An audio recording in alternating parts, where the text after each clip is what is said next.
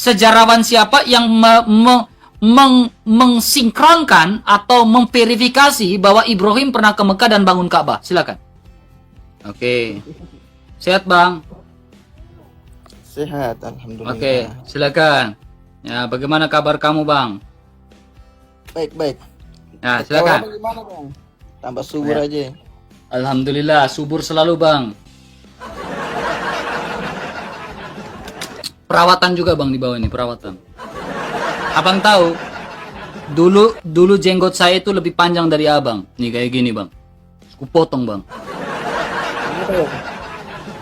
Jenggot aku dulu kupotong, panjang gini juga, Bang. Kupotong pakai gunting, prok. Ada videonya tuh, Bang. Kenapa gitu, Bang? Ada videoku. Jadi dulu jenggotku itu panjang juga, Bang. Silakan, Bang. Apa yang mau diskusikan, Bang? Tapi kalau kulihat orang Yahudi itu panjang-panjang jenggotnya juga orang Yahudi. Ya, orang Yahudi memang ada panjang-panjang jenggotnya, tetapi tidak ada jin yang bergelantungan, Bang. Maksudnya tuh kenapa? Iya, orang Yahudi memang juga panjang jenggotnya, tetapi orang Yahudi tidak pernah berpandangan bahwa ada jin yang bergelantungan di jenggot, gak ada. Ya, maksudnya motivasinya Tetapi di ajaran Abang itu jenggot yang bergelantungan itu ada jin gak, Bang? Maksudnya motivasinya apa tuh? Tak, jauh dulu. Ketika jenggot yang ada di sini, jinnya ada motivasi nggak bergelantungan, Bang? Ada gini ada. Dicukur, Kak. Mencukur ini bisa menghapus dosa nggak, Bang? Mencukur ini. Ini untuk membedakan antara saya dan abang, begitu kan? Membedakan mana domba, mana kambing gitu ya. Ya, mana yang pintar, mana yang IQ-nya nggak sampai. Jadi jenggot ini menunjukkan bahwa IQ itu menunjukkan IQ kita sampai di mana begitu, Bang? Sebenarnya bukan IQ-nya, untuk membedakan mana yang nyembah betul-betul ke Tuhan, mana yang nyembah bukan selain Tuhan, begitu. Jadi, jadi jenggot itu menentukan kamu menyembah Tuhan atau tidak? Patokannya gitu.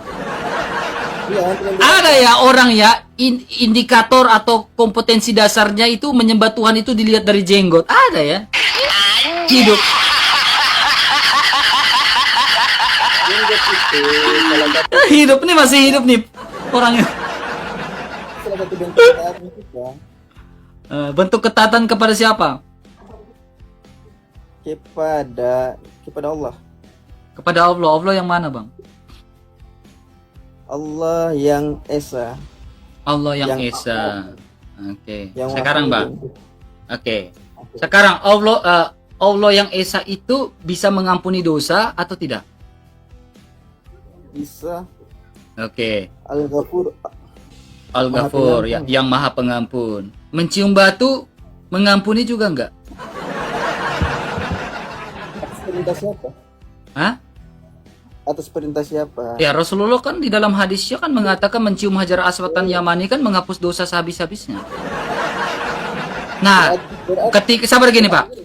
Ketika mencium rukun Yamani, sabar, mencium rukun Yamani dan rukun Aswad menghapus dosa sehabis-habisnya. Ini pertanyaan bukan statement. Mengapa ya? Atau apakah Hajar Aswad tidak bisa diberikan gelar Al-Ghafur juga? Hajar Aswad itu hanya objek, Bang. Jadi cerita Allah memerintahkan kita bersujud, bukan berarti kita menaruh kini kita di tanah, dosa kita terhapus. Tapi itu karena ketaatan kita kepada Allah. Jadi disitulah bentuk ketaatannya kita kepada Allah. Ya. Sama seperti Nabi Adam dilarang memakan buah, bukan karena buahnya. Hubungan buah dengan batu Hajar Aswad itu tidak ada, Bang. Ya. Ini yang saya katakan adalah perintah, Bang. Perintah. Oke, perintah. Jadi perintah mencium Hajar Aswad itu perintah Rasulullah enggak? Rasulullah kan? Perintah dari Nabi. Perintah Nabi. Perkataan Nabi ini selaras dengan perkataan Allah atau tidak? Selaras, Bang. Coba, kalau perkataan Allah berarti ada dalam Al-Quran. Coba, tunjukkan surah berapa. Sabar. Tunjukkan surah berapa Allah memerintahkan untuk mencium Hajar Aswad sehingga bisa menghapus dosa. Silakan.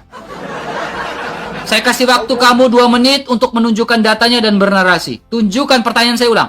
Tunjukkan data dalam Al-Quran bahwa Allah memerintahkan untuk mencium Hajar Aswad sehingga ada sinkronisasi atau korelasi antara hadis dan juga Al-Quran. Silakan. Sehingga perkataan Allah dan Nabi-Nya tidak bertentangan. Jawab. Silakan, tunjukkan datanya dan bernarasi. Oke, saya jelaskan. Di dalam Al-Quran, Allah tidak mengatakan bahwa mencium batu.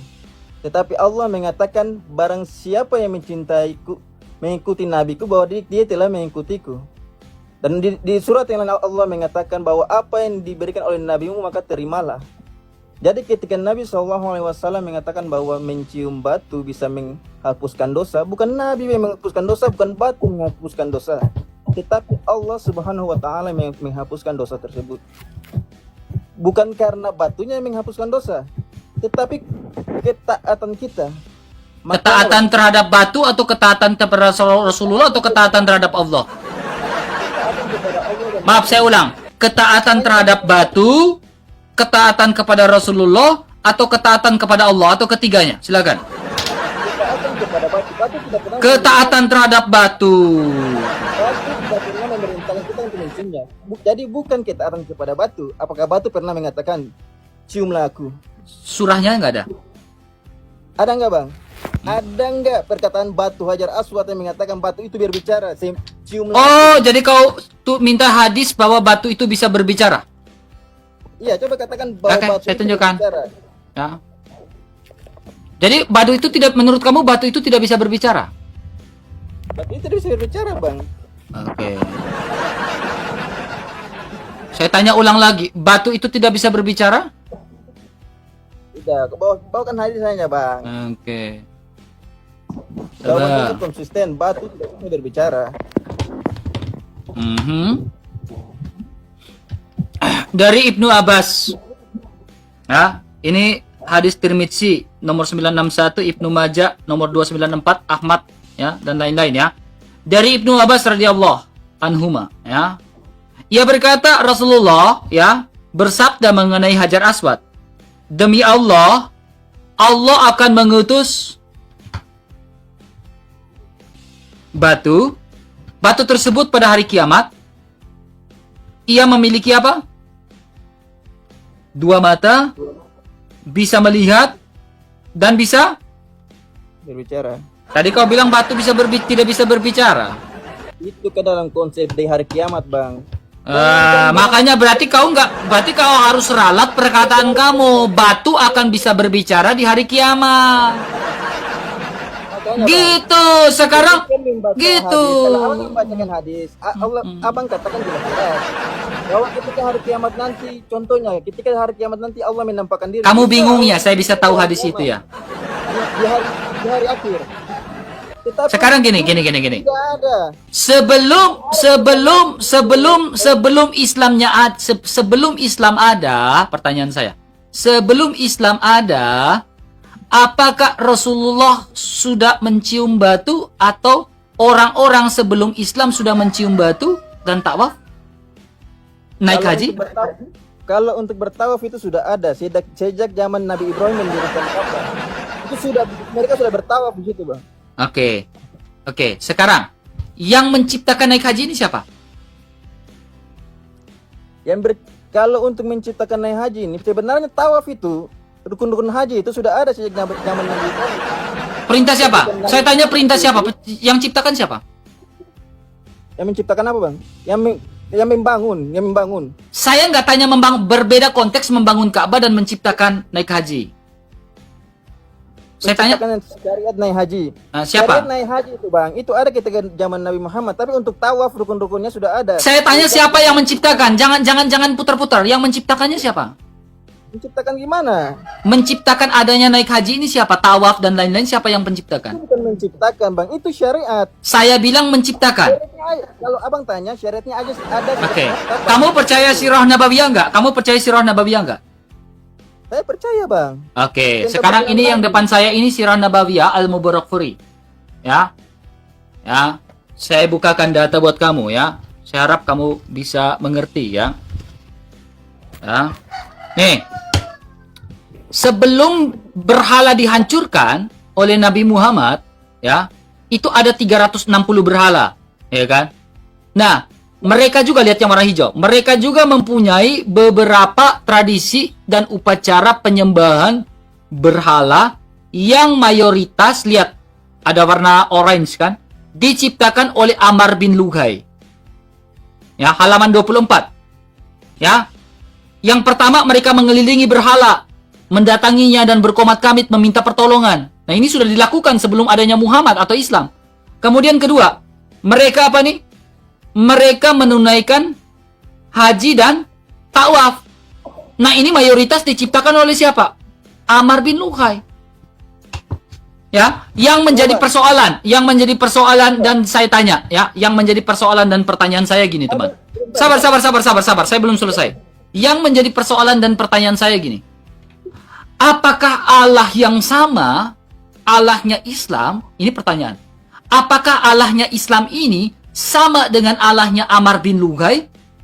Sehingga perintah naik hajinya pun sama dilakukan oleh Islam dan Amr, pengikut Amr bin Luhai? Jawab. Saya jelaskan, Bang. Abang jika membaca Sirah Nabawiyah, coba abang baca dari kisah Nabi Ibrahim. Di situ kisahnya itu dari Nabi Adam sampai zaman Nabi Ibrahim itu diceritakan.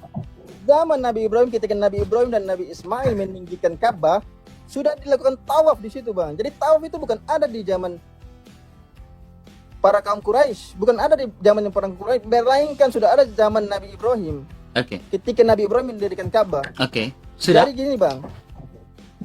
Para kaum Quraisy, jika abang bertanya apakah mereka menyembah Allah yang sama? Betul, mereka menyembah Allah yang sama, tetapi di sini mereka mempersekutukan Allah dengan berhala-berhala.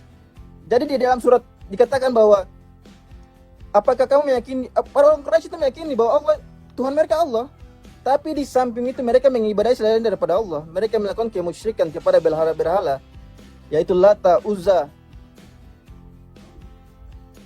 Sudah. Jadi kalau abang mengatakan bahwa mereka menyembah Kenapa nggak mau lanjut itu? Gini, ini diskusi panjang ya. Saya suka. Kamu orang cerdas ya. Kamu lumayan cerdas ya. Tapi saya suka. Tapi gini teman ya. Kita diskusi akademis ya. Kalau tahu bilang tahu. Kalau tidak tahu. Kalau tidak tahu bilang nanti saya cari tahu dulu. Saya akan lebih mengrespect seperti itu. Oke? Sepakat? Biar enak kita diskusinya. Nggak saling jatuhkan. Oke. Ya, nggak saling jatuhkan. Ya, jadi gini teman. Bisa nggak kau tunjukkan ya kalau kita mengambil sebuah literasi dari Kristen contohnya itu subjektif sekali. Ya. Ketika saya mengambil data atau kamu mengambil data dari Islam itu subjektif sekali. Betul? Kita pingin sesuatu yang objektif. Ya. Objektifnya seperti apa? Adakah sumber sejarah ya dari kalangan Yahudi atau manapun yang mengatakan bahwa Ibrahim pernah pergi ke Mekah dan membangun Ka'bah? Silakan. Coba literasi yang objektif. Silakan tunjukkan. Kalau secara objektif, Bang, secara objek ada pembangunan Nabi Ibrahim, Ka'bah salah satunya. Bukti sumber sejarahnya, pernyataan sejarawan siapa? Saya minta sejarawan siapa? Abang kan bicara secara objektif. Objektif berarti kita melihat dari sudut pandang sejarawan. Sejarawan siapa yang mengsinkronkan atau memverifikasi bahwa Ibrahim pernah ke Mekah dan bangun Ka'bah? Silakan. Kalau untuk verifikasi dari sejarawan di luar Islam ya, di luar Islam untuk maupun di dalam Islam, Islam jelas mereka mempercayai. Tapi kalau untuk di luar Islam saya belum mendapatkan. Tidak ada. Nah, kamu lihat, nih, ini sejarawan Bang, ya, buku sejarawan yang pernah saya tunjukkan kepada kalian, ini harganya hampir 1 juta lebih, hampir 1 juta. Namanya Flavius Josephus, seorang sejarawan Yahudi, ya. Ini diceritakan dari zamannya Adam, dari chapter pertama, dari penciptaan, ya, sampai pada Isa Al-Masih dan sampai pembuangan ke Babilonia dan sampailah selanjutnya, ini ada semua di sini, Bang. Nah, sejarawan ini tidak pernah memberitakan bahwa Ibrahim pernah ke Mekah dan bangun Ka'bah. Tidak pernah. Ya, jadi ketika Anda mengatakan seperti ini, ketika saya mengambil dari sebuah buku, nah ini buku beda lagi. Ini dari Ibnu Katsir, ya, Kisah Para Nabi. Ketika saya membuka buku Ibnu Katsir ini, Bang, ya, dari Kisah Para Nabi, tentunya di halaman yang ke 42 dan halaman 284 itu menjelaskan bahwa Ibrahim pernah ke Ka'bah dan meletakkan batu di situ yang batu Hajar Aswad. Ini literasi secara subjektif. Ya. Secara subjektif. Ya, tetapi kalau kita melihat secara objektif, berapa? Ibrahim tidak pernah pergi ke Ka'bah. Ini dua buku nih. Ini buku sejarah, ini bukan sirah nabawiyah, ini Ibnu Katsir, kisah para nabi. Ini sejarah tebal nih. Setebal ini. Ini namanya The Antiquities of the Jews. Sejarah tidak pernah mengatakan, gak usah sejarawan Yahudi. Sejarawan yang lain lah, Romawi atau sejarawan mana. Tidak pernah bisa mensinkronkan atau mengkorelasikan bahwa Ibrahim pernah ke Mekah. Itu tidak pernah. Jadi iman yang Anda imani sekarang saya hargain, tetapi itu sebuah iman yang subjektif. Bukan sebuah iman yang objektif. Oke, Bang. Ya, silakan. Oke. Jadi begini, Bang. Abang percaya nggak di zaman Nabi Muhammad atau di sebelum zaman Nabi Muhammad, ketika bangsa Quraisy itu, bangsa Arab hidup, ada Yahudi dengan Nasrani nggak di situ? Ya. Maaf, Ada, Bang? Kristen bukan Nasrani ya. Ya, kalau mungkin maksudnya mungkin ada Yahudi dan Nasrani, mungkin Yahudi dengan Nasrani mungkin ada, dan itu ada karena Nasoro atau Nasrani itu, Nasoro itu adalah sebuah sekte Nasoro, ya. Tetapi sekte Nasoro ini bukan Kristen, ya. Ada, silakan. Oke. Begini, Bang. Yang jadi pertanyaannya, apakah mereka pernah membantah bahwa Ka'bah ini bukan didirikan oleh Nabi Ibrahim, nenek moyang mereka, nenek moyang Yahudi? Apakah mereka pernah membantah tersebut?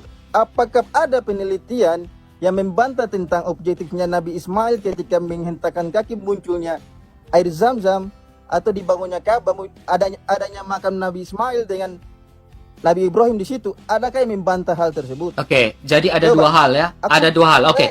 Saya ngerti. Saya suka logika kamu, saya suka. Saya suka logika kamu. Gini.